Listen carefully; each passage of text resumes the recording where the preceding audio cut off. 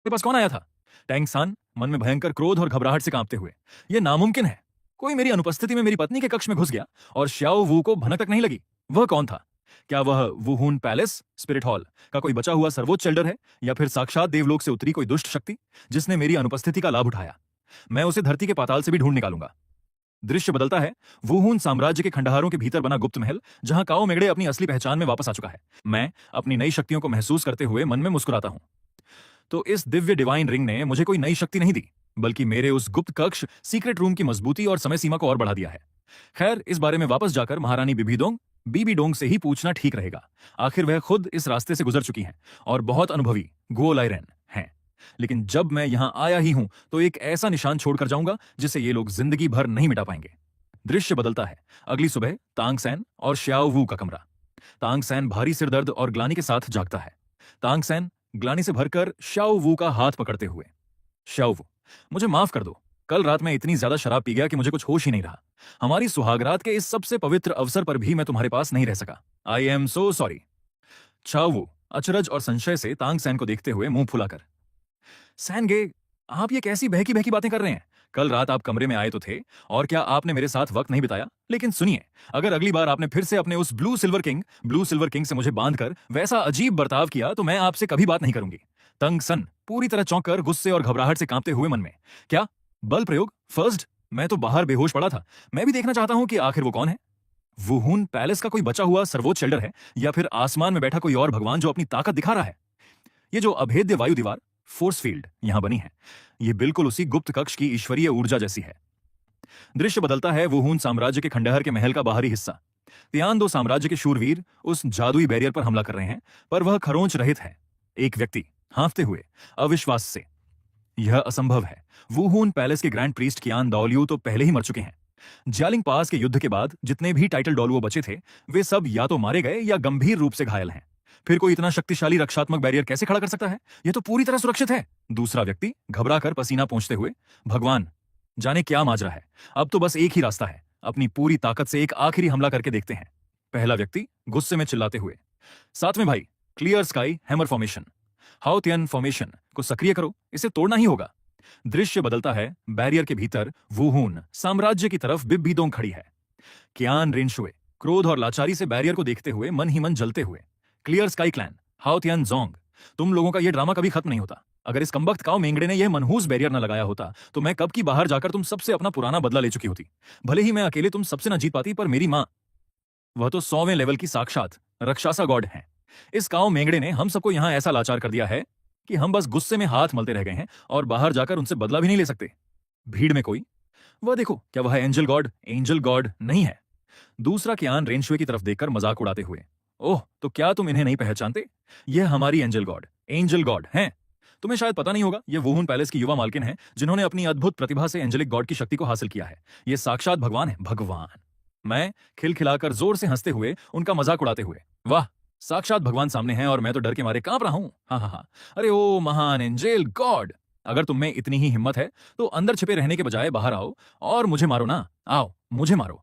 हिम्मत है तो अपनी असली ताकत दिखाओ। सिर्फ वहां खड़े होकर मुझे गाली देने या चिल्लाने से क्या होगा? दूसरा हंसते हुए, वाह, यही है तुम्हारा देवता। अगर हिम्मत है तो बाहर आओ और मुझसे लड़कर दिखाओ। दृश्य वुहून साम्राज्य के खंडहर।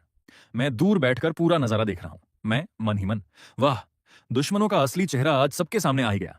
तांगले गुस्से से, छी, इतनी घटिया चाल तो सिर्फ वुहून हॉल वाले ही चल सकते हैं। तुम लोगों से ज्यादा बेशर्म कोई नहीं। एंजल गॉड, अगर हिम्मत है तो मुझे अभी मार दो। ओहो, माफ करना, मैं तो भूल ही गया था। तुम्हारी देव शक्ति तो पहले ही टूट चुकी है। अब तुम पहले जैसी ताकतवर भी नहीं रही। लगता है आज मेरी किस्मत बहुत अच्छी है। मैं मन ही मन मुस्कुराते हुए, जीतने वाला ही इतिहास लिखता है, यही इस दुनिया का सबसे कड़वा सच है। बिबीडोंग मन में, काश उस समय मैंने तांग सैन को खत्म कर दिया होता। लेकिन अब उम्मीद सिर्फ काओ मेगड़े पर टिकी है। वह आखिर लौटेगा कब? मैं हल्की हंसी के साथ, लौटना, मैं तो कब का लौट चुका हूं, बस सही समय का इंतजार कर रहा हूं। भीड़ में एक आदमी मजाक उड़ाते हुए, अरे वो देखो, सड़क किनारे बैठा क्या कर रहा है? ऐसा लग रहा है जैसे शौच कर रहा हो। दूसरा आदमी हंसते हुए, वुहून साम्राज्य अब हार चुका है। अब तो कोई इनके दरवाजे पर कुछ भी कर दे, किसी को फर्क नहीं पड़ता। मैं मन ही मन मुस्कुराकर, हंस लो, जितना हंसना है हंस लो। जब मैं मैदान में उतरूंगा तब यही हंसी चीखों में बदल जाएगी। तभी हाओतियन फॉर्मेशन सक्रिय करो। पांचों शक्तिशाली योद्धा मिलकर दिव्य बैरियर पर हमला करते हैं। एक योद्धा हैरान होकर, क्या हम पांचों ने पूरी ताकत लगा दी, फिर भी इस बैरियर पर एक खरोंच तक नहीं आई। मैं मन ही मन, ये कोई साधारण सुरक्षा कवच नहीं, इसे तोड़ना उनके बस की बात नहीं है। कियान रेनशुए मन में गुस्से से, लोग हमारे दरवाजे तक आ गए हैं और तुम अब भी चुपचाप तमाशा देख रहे हो। अगर तुमने जल्दी कुछ नहीं किया तो मैं सच में तुमसे रिश्ता तोड़ दूंगी। मैं हल्की मुस्कान के साथ, बस थोड़ा और इंतजार करो, असली शो अब शुरू होने वाला है। दृश्य, बैरियर के बाहर का मैदान। धूल उड़ रही है और क्लियर स्काई क्लैन के पांचों एल्डर्स जमीन पर हाँफ रहे हैं। मैं काओ मेंगड़े अपनी जगह से धीरे से खड़ा होता हूं और उनकी तरफ देखकर एक ठंडी मुस्कान के साथ कहता हूं, हथौड़ा उठाओ। अरे बेवकूफों, क्लियर स्काई हैमर हाओ थियन चुए को ऐसे नहीं चलाया जाता। टैंग लाई तांग लिए गुस्से से पागल होकर अपनी छाती पर हाथ रखे हुए, क्योंकि बैरियर के झटके से उसके मुंह से खून आ गया है। घटिया छोकरे, तेरी जीने की इच्छा खत्म हो गई है क्या, जो यहां खड़े होकर बकवास कर रहा है? रुको साथ में भाई, गौर करो, अभी जो झटका लगा उससे हमारे सारे शिष्य घायल हो गए, लेकिन इस लड़के को एक खरोंच तक नहीं आई। मेरी तरफ देखते हुए, मैंने तुम्हें कम आंकने की गलती की, लेकिन अगर तुम कहते हो कि क्लियर स्काई हैमर ऐसे नहीं चलाया जाता तो आओ, आगे आओ और मुझे सिखाओ कि इसे कैसे चलाते हैं। वरना याद रखना, तुम्हें अपने इस घमंड की कीमत अपने खून से चुकानी पड़ेगी। मैं मन ही मन मुस्कुराते हुए एक अजीब सी आवाज अपने दिमाग में सुनता हूं, अरे वाह, अगर इस वक्त कोई सिस्टम टास्क ट्रिगर हो जाए जिसमें मुझे इन पांचों एल्डर्स को अपने घुटनों पर लाकर अपने ही वंश का पूर्वज जूजोंग स्वीकार करवाना हो तो कितना मजा आए। तभी दिमाग में सिस्टम की मैकेनिकल आवाज गूंजती है, डिंग, सिस्टम टास्क सक्रिय। होस्ट को क्लियर स्काई क्लैन के इन पांचों एल्डर्स को घुटनों पर झुकाकर खुद को उनका पूर्वज मनवाना होगा। टास्क पूरा होने पर होस्ट अपनी मर्जी का इनाम चुन सकता है। मैं आगे बढ़ते हुए अचानक मेरी आवाज गहरी और गगनभेदी हो जाती है, मानो सदियों पुरानी गूंज हो। सालों पहले मैंने अपने हाथों से इस क्लियर स्काई क्लैन की नींव रखी थी। मुझे क्या पता था कि मेरी आने वाली पीढ़ियां इतनी निकम्मी और कचरा निकलेंगी कि तुमसे एक मामूली सा रक्षात्मक बैरियर तक नहीं तोड़ा जा रहा। तुमने मेरे नाम को मिट्टी में मिला दिया है। हाँ, तुमने सही सुना, मैं ही इस दुनिया के number 1 clan, clear sky clan का असली संस्थापक और तुम्हारा पूर्वज हूं। पांचों एल्डर्स एक साथ चौंकर गुस्से से आग बबूला होते हुए, क्या ये लौंडा खुद को हमारा पूर्वज कह रहा है? बदतमीज, तू क्या बकवास किए जा रहा है? तू सिर्फ यहां मरने के लिए आया है, हट यहां से, रास्ते से दूर हो। तभी चारों तरफ की हवा भारी हो जाती है, आसमान काला पड़ने लगता है। मैं अपना हाथ हवा में उठाता हूं। कोई सोल रिंग्स नहीं दिखती, लेकिन मेरे हाथ में एक ऐसा विशाल, प्राचीन और खौफनाक क्लियर स्काई हैमर प्रकट होता है जिसकी चमक के सामने उनका हैमर खिलौना लगने लगता है। मैं कड़कड़ाती आवाज में, छोटे बच्चों, आंखें खोलकर ध्यान से देखो, इसे कहते हैं क्लियर स्काई हैमर की असली और प्रचंड ताकत। मैं हैमर को पूरी ताकत से उसी अभेद्य बैरियर पर दे मारता हूं। एक भयानक धमाका होता है, वह जादुई बैरियर कांच की तरह चकनाचूर हो जाता है और वो हून पैलेस के महल का आधा हिस्सा भी उस ऊर्जा से ढह जाता है। कियान रेनशुए बैरियर टूटने पर झटके से पीछे गिरते हुए हक्की बक्की होकर चिल्लाती है, ये काओ मेंगड़े पागल हो गया है क्या? ये अपना ही घर वुहून पैलेस क्यों तोड़ रहा है? बिबीदोंग मुस्कुराते हुए हाथ बांधकर तमाशा देखते हुए, कुछ देर पहले तक तुम बड़े मजे से सड़क किनारे बैठकर तमाशा देख रहे थे ना, अब मेरी बारी है तमाशा देखने की। देखते हैं तुम आगे क्या करते हो। मैं हैमर को वापस हवा में विलीन करते हुए पांचों एल्डर्स के सामने आकर खड़ा हो जाता हूं, जो अब खौफ से कांप रहे हैं। तो बताओ, अब तो यकीन हो गया ना कि मैं ही तुम्हारा असली बाप दादा पूर्वज हूं। सच कहूं तो मुझे इस बैरियर को तोड़ने के लिए किसी हथौड़े या सोल रिंग की जरूरत नहीं थी। मैं इसे अपने खाली हाथों से भी मरोड़कर ब्लास्ट कर सकता था, लेकिन तुम जैसे गधों को सबूत देने के लिए मुझे मजबूरन यह हथौड़ा निकालना पड़ा। अब बताओ, घुटने टेकते हो या वंश का अंत कर दूं? तीसरा एल्डर फटी आंखों से काओ मेंगड़े के हाथ में गायब होते विशाल हथौड़े को देखते हुए, इस लड़के के पास सचमुच क्लियर स्काई हैमर हाओ थियन छुई है और इसकी ताकत तो हम सबसे कहीं ऊपर है। क्या सच में हमारे पूर्वज? चौथा एल्डर तीसरे को टोकते हुए घबराकर, क्या बकवास कर रहे हो, होश में आओ। पूरी दुनिया जानती है कि क्लियर स्काई क्लैन हाओ थियन जोंग की स्थापना हमारे बड़े ताऊ तांगचेन ने अपने हाथों से की थी। ये कल का आया लड़का। मैं ठंडी हंसी हंसते हुए अपनी मूंछों पर ताव देते हुए, तांगचेन, तुम उस बच्चे की बात कर रहे हो? वो तो मेरा ग्रेट ग्रैंडसन है। पांचों एल्डर्स एक साथ चौंक कर, क्या? मैं आसमान की तरफ देखते हुए मानो पुरानी यादों में खो गया हूं। मैं हमेशा से ही नाम और शोहरत से दूर रहने वाला इंसान रहा हूं। उस समय विशिक, जब इस कुल को एक मजबूत पहचान की जरूरत थी, तो तांगचेन में मुझे थोड़ी काबिलियत दिखी। इसलिए मैंने खुद पीछे रहकर अपने इस परपोते को आदेश दिया कि वह मेरे नाम के बजाय अपने नाम तांगचेन से क्लियर स्काई क्लैन की स्थापना करे। उस समय तुम में से किसी का जन्म भी नहीं हुआ था, तो तुम इतिहास की इस सच्चाई को कैसे जानोगे? तांगलिए गुस्से से लाल पीला होकर चिल्लाता है, बदतमीज लड़के, तू खुद को हमारा पूर्वज बताकर पहले ही हमारा अपमान कर चुका है और अब कह रहा है कि हमारे बड़े ताऊ तेरे परपोते थे। भले ही तूने इस बैरियर को तोड़ने में हमारी मदद की हो, पर मैं इस बकवास को और बर्दाश्त नहीं करूंगा। मैं अभी तेरा वध कर दूंगा, मर यहां। तांग लिए हमला करने के लिए आगे बढ़ता है, पर मेरी आंखों की एक ठंडी चमक उसे वहीं जमा देती है। मैं शांत और गंभीर आवाज में, तुम्हारी इस शंका को मैं समझ सकता हूं। सालों पहले जब मैंने स्कूल की नींव रखी थी, तब मेरी सोल पावर 100वें लेवल को पार कर गई थी। मैंने साक्षात हैमर गॉड के पद को हासिल किया। भगवान बनने के बाद शरीर का वापस युवा हो जाना तो मेरे प्रभुत्व का एक छोटा सा चमत्कार है। अभी कुछ ही समय पहले मैं गॉड रियल में बैठा तुम सबको इस बैरियर के सामने भीख मांगते देख रहा था। मुझे तरस आ गया कि मेरी आने वाली पीढ़ी इतनी निकम्मी कैसे हो गई, इसलिए मुझे खुद नीचे आकर इस बैरियर को मरोड़ना पड़ा।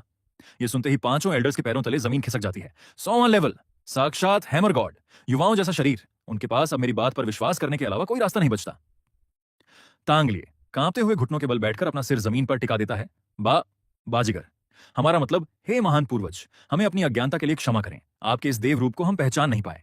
बाकी चारों एल्डर्स एक साथ जमीन पर सिर झुकाते हुए चिल्लाते हैं, प्रणाम पूर्वज देव, हमारे अपराधों को क्षमा करें हे आदि पुरुष।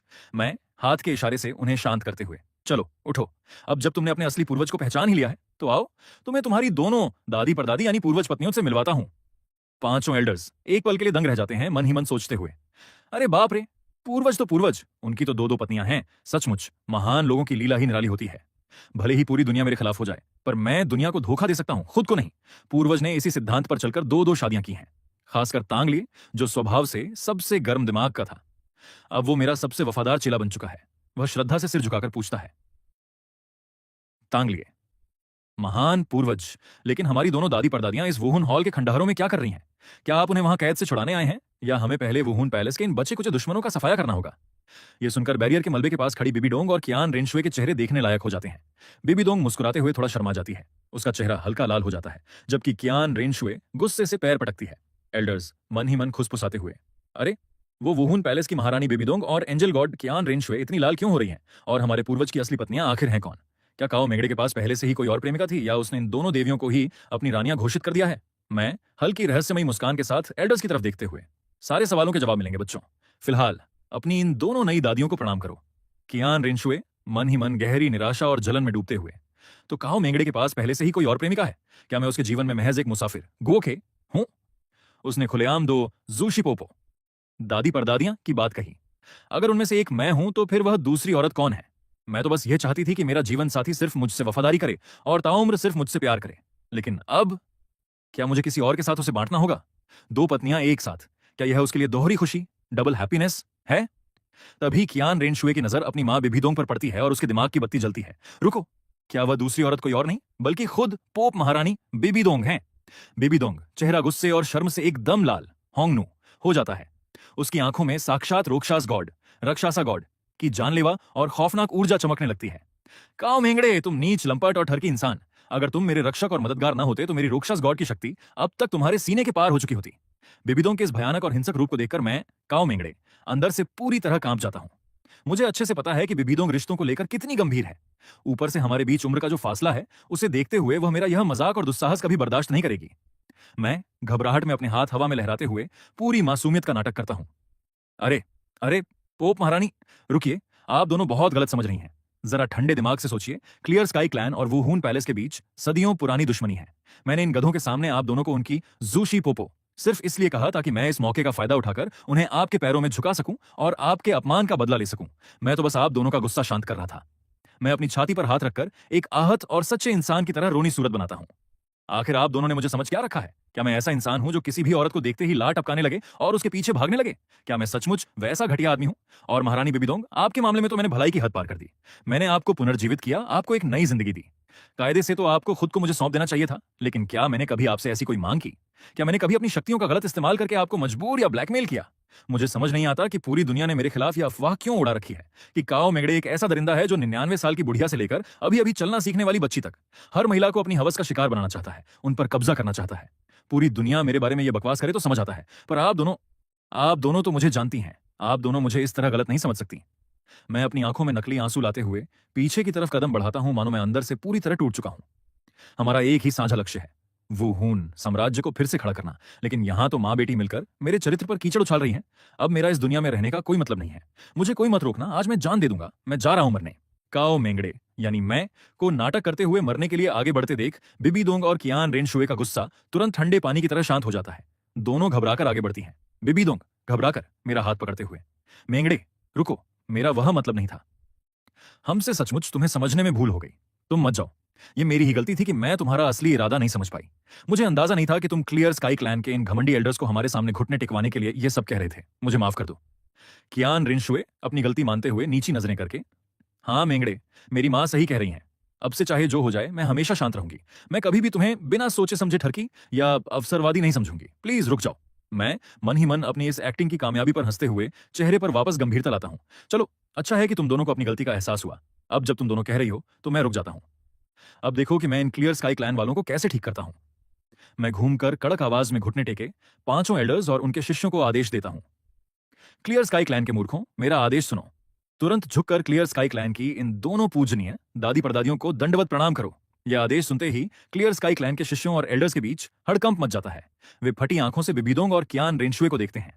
तीसरा एल्डर तांगलिए के कान में फुसफुसाते हुए खौफ से, बड़े भाई, ये दोनों वुहून पैलेस की औरतें हमारे कुल की दादी परदादी कैसे हो सकती हैं? और सबसे बड़ी बात, बिबिदोंग को तो खुद लॉर्ड टांगसैन ने युद्ध में मार गिराया था ना। ये डायन वापस जिंदा कैसे हो गई? मैं उनकी खुसफुसाहट सुनकर अपनी दिव्य आवाज में गरजता हूं। बात ऐसी है मूर्खों, मैंने खुद अपनी ईश्वरीय शक्तियों से बिबिदोंग को पुनर्जीवित किया है। वह और कियान रेंशुए दोनों ने अतीत में की गई अपनी गलतियों को स्वीकार कर लिया है। जैसा कि कहावत है, सुबह का भूला अगर शाम को घर लौट आए तो उसे भूला नहीं कहते। मुझे इन दोनों से पहली नजर में ही गहरा प्रेम हो गया था। इसलिए कल रात को ही मैंने इन दोनों के साथ पूरे विधि विधान से विवाह रचाया और हमारा सुहागरात भी संपन्न हो चुका है। ये सुनते ही पांचों एल्डर्स के पैरों तले से जमीन खिसक जाती है। वे धर्म संकट में पड़ जाते हैं। चौथा एल्डर पसीना पोंछते हुए तांगलिए से, बड़े भाई, अब क्या करें? मुझे तो कुछ समझ नहीं आ रहा। तांगलिए गुस्से और लाचारी से दांत पीसते हुए धीरे से, मुझे क्या पता क्या करें। अगर हमने घुटने टेककर इन्हें प्रणाम नहीं किया तो ये हमारे महान पूर्वज का सीधा अपमान होगा। तुमने सुना नहीं पूर्वज ने क्या कहा? कल रात ही उनका सुहागरात भी हो चुका है। अब वे आधिकारिक रूप से हमारी दादियां बन चुकी हैं। तभी पीछे से क्लियर स्काई क्लैन का एक बूढ़ा एल्डर गुस्से में बुदबुदाता है, ये तो सरासर अधर्म है। पूर्वज भी किसके साथ सुहागरात मना कर आए हैं? शादी करने के लिए पूरी दुनिया में क्या यही वुहून पैलेस की डायनें बची थीं? इस निकम्मे वंशज ने हमारे पूरे कुल का नाम तांग लिए। घबराकर उस एल्डर का मुंह बंद करते हुए चिल्लाता है, बदमाश, अपनी बकवास बंद कर। अगर पूर्वज ने तेरी यह गुस्ताखी सुन ली तो हम में से कोई भी यहां से जिंदा वापस नहीं जाएगा। हमारे पूरे कुल का अंत हो जाएगा। तांगलिए तुरंत मुड़ता है और सबसे पहले बिबिदोंग और कियान रेंशुए के सामने अपना सिर जमीन पर दे मारता है। क्लियर स्काई क्लैन के सभी वंशज अपनी दोनों परम आदरणीय देवतुल्य बुनपुर बुरो का